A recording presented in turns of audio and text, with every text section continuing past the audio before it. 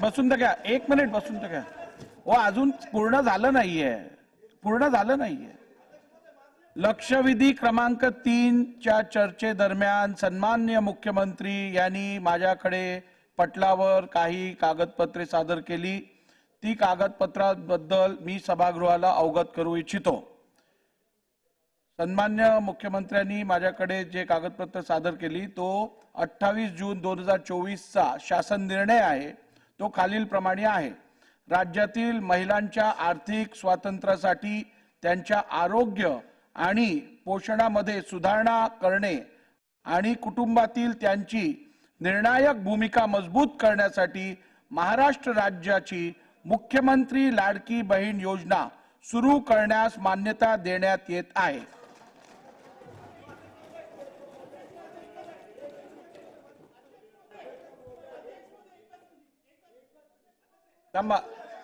चौधरी साहेब महोदय, धन्यवाद अध्यक्ष महोदय. अध्यक्ष महोदय, सभागृहामध्ये मुख्यमंत्री बसलेले आहेत. मी 2 दिवसापूर्वी मुख्यमंत्री कार्यालयाला पत्र दिलं. आता गणेशोत्सव आपल्या डोक्यावरती आहे आणि गणेशोत्सवाच्या कालांतराने साधारण 1 महिनाभर अगोदर महापालिका आदेश काढते की मूर्ती फक्त शाडूची मातीचीच बनवायला पाहिजे.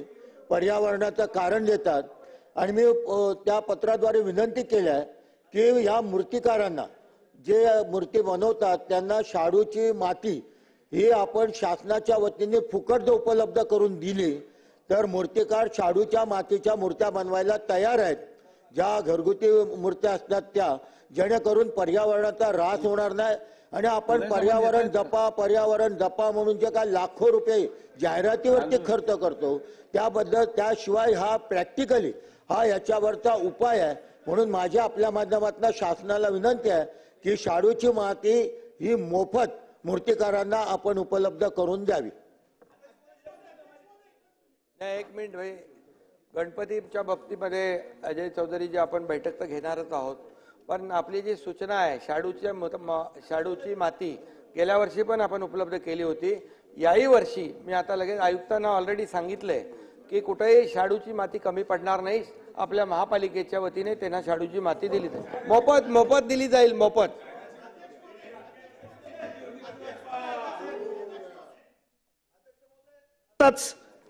महाराष्ट्राचे कर्तव्यदक्ष मुख्यमंत्री यांनी मुख्यमंत्री तीर्थदर्शन योजना लागू केलेली आहे. मी आपणास एवढंच सांगू इच्छितोय, प्रत्येकाला धर्म असते. एका सेकंदात सूचना अत्यंत महत्वाची. पुढे गेलो आहोत आपण. हे काय? प्रत्येकाला धर्म असते, प्रत्येकाला जात असती. प्रत्येक धर्मामध्ये एवढंच शिकवलंय की आपल्या धर्माचा आपण अभिमान बाळगला पाहिजे आणि दुसऱ्या धर्माचा आदर केला पाहिजे. मी सुद्धा अध्यक्ष महोदय आता वेगवेगळे नावं घेतले. मी सुद्धा यावर्षी 1 लाख लोकांना पंढरपूरच्या दर्शनाच्या निमित्ताने नेले. पण ज्या मंदिरामध्ये हिंदू जातात, ख्रिश्चन जातात, धर्म जातात, मुस्लिम जातात, त्यांना त्यांची जी महत्वाचं अध्यक्ष महोदय